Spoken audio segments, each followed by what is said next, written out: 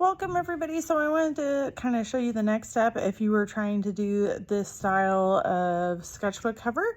So what I did is I actually already finished this one and I used warm colors over here to start with, so yellows, oranges, and reds, and then I layered over the top with some other colors. So when I personally am designing sketchbook covers, I actually like to start with them, you know, matching up in some way. So the back side, like on this one, they actually match up, but they don't have to necessarily be like the front is more fancy.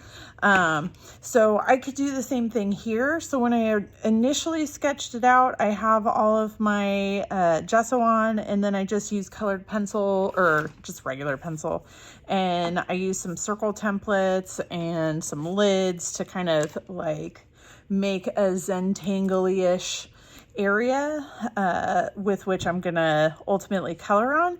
Now, generally for my personal taste, I would tend to either pick warm colors or I would pick cool colors, but I wanted to show you what they both look like.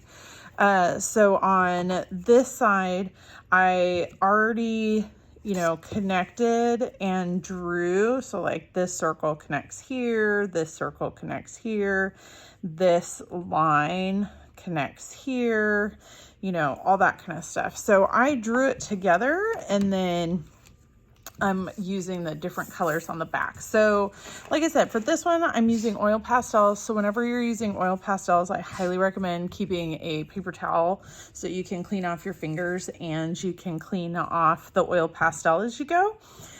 So like I said, for me, I've decided I'm going to do cool colors on the back before adding in all the figures and stuff, which will be in the next video.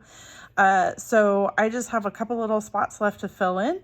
So, you know, it's just using oil pastels. So I tend to decide like what I want it to look like beforehand. And me personally, like there's lots of different ways you can do this. I do have some other videos that show like different ways you can use oil pastels. But for this particular technique, I kind of like doing a solid color first and then adding in some type of, you know, Zentangle-ish pattern. But it's basically just filling it in. Now you can also use your finger or a paper towel or something to blend things as you go. So like you tend to get all these little hangy bits, which I like to also wipe off on the paper towel. But if you're getting a lot of hangy bits and stuff that are coming off of your oil pastel and you want to get them off, you can always use your finger to blend them in, stuff like that. So, and then wipe off your finger in between each one. And then it's really easy to layer. So say I decided I wanted another set of stripes right here.